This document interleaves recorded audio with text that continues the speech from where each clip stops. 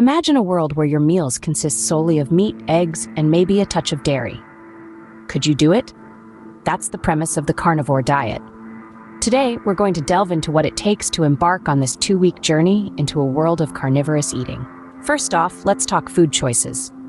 The cornerstone of this diet is high-quality meat. Think organic, grass-fed beef, pork, or lamb. Don't forget poultry, like chicken and turkey, and of course, fish. Variety is the spice of life, so experiment with different cuts and preparations to keep meals interesting. Organ meats are a must, providing a nutrient-dense punch.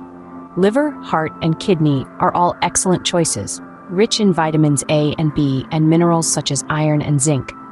Eggs also make a versatile addition, offering a good source of protein and healthy fats. Dairy is optional. Some carnivores swear by cheese and heavy cream, while others steer clear due to potential inflammation or digestive issues.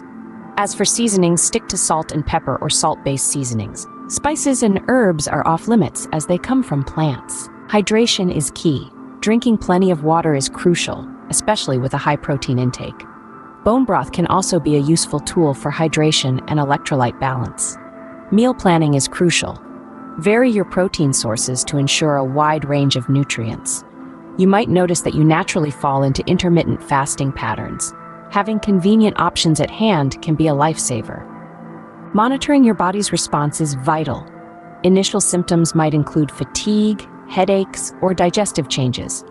Keep an eye on your energy levels, mood, and cognitive function. Digestive health should also be monitored.